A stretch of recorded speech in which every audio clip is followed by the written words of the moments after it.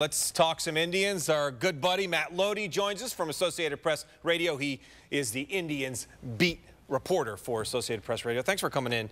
First of all, let's talk about this rookie.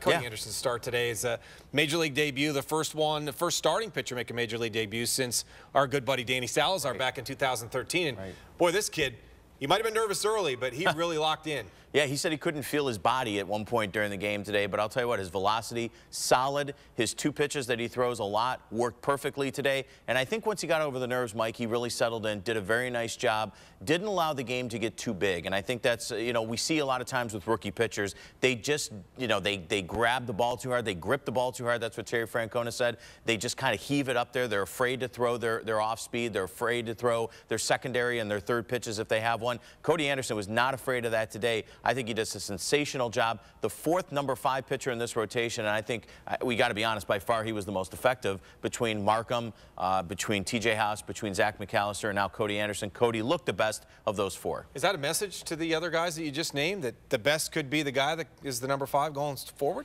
Well, I mean, I think it's a situation where, they're going to continue to go with the guy that produces. I mean, they wanted TJ House to, I think, long-term be that guy, but TJ just did not pitch effectively. Zach McAllister has really never been the same in that starting rotation since the finger injury a couple years ago. And we knew Sean Markham had an opportunity, but, Sean was so up and down, good outing, bad outing, and he just couldn't produce long-term for this team. So as of right now, Mike, as it stands, let's give Cody Anderson a chance and see how long he can hold on to that 5th spot. What is wrong with the offense? 3 runs this weekend, and boy, we all saw what happened to Cy Kluber once again. Wow, it's been difficult. The month of June has been a travesty for this team in terms of offense, averaging 2.6 runs a game and 3 runs over a 3-game stretch over the weekend. Isn't going to get it done. They get guys on base, which Terry Francona says is good, but the bottom line at the end of the day, you've got to hit with runners in scoring position. You can't always count on Kipnis and on Brantley to get it done. Guys like Roberto Perez, Yan Gomes, Michael Bourne, Nick Swisher, David Murphy, Brandon Moss even.